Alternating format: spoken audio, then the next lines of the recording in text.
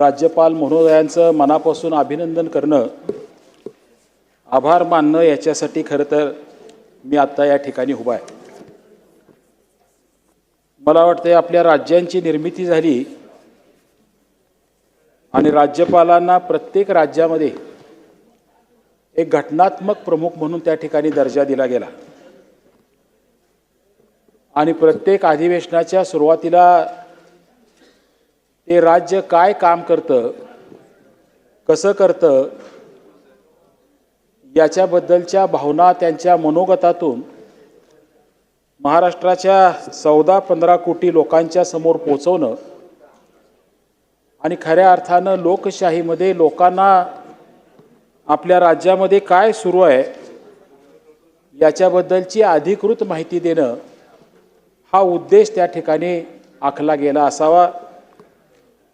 आणि त्या पद्धतीनं या भाषणाकडे जर आपण बघायचं ठरवलं तर मला वाटतं की कल्याणकारी राज्याची संकल्पना कशी असावी हा एक अतिशय मोठा दृष्टिकोन ह्या भाषणामधनं आपल्या सगळ्यांना त्या ठिकाणी बघायला मिळतोय। या भाषणामध्ये जवळजवळ राज्याच्या प्रत्येक विषयाशी निगडीत सामान्य माणसाच्या असणाऱ्या अपेक्षांना कशा पद्धतीनं हे राज्य दिशा देणार आहे, त्यांचं ह्या राज्यातलं जीवन आनंदी करायचा प्रयत्न करणार आहे, या राज्यात राहत असताना देशाच्या आणि जगाच्या प्रगतीमध्ये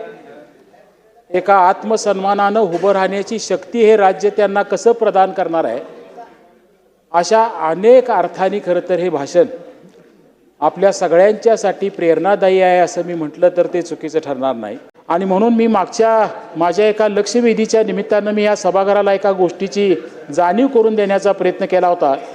की राज्यपालांच्या अभिभाषणात आलेली एखाद्या गोष्टीची पूर्तता जर झाली नसेल तर ती करण्याची जबाबदारी सुद्धा ह्या सार्वभौम सभागृहाची आहे। आणि सहकारी पाणीपुरवठा संस्थांच्या कर्जमाफीच्या बाबतीत राज्यपालांनी मागे एक उल्लेख केला होता, त्याची आजही अंमलबजावणी झालेली नाही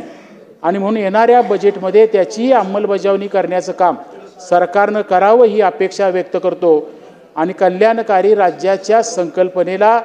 अजून मोठ्या समृद्धीच्या दिशेनं नेण्याचं सामर्थ्य ह्या राज्याला मिळावं अशी अपेक्षा व्यक्त करतो। राज्यपालांचं मनापासून ऋण व्यक्त करतो, आभार व्यक्त करतो आणि माझं मनोगत थांबवतो। अशाच नवनवीन अपडेट्ससाठी डिजिटल कोल्हापूर चॅनेलला सबस्क्राईब करायला विसरू नका।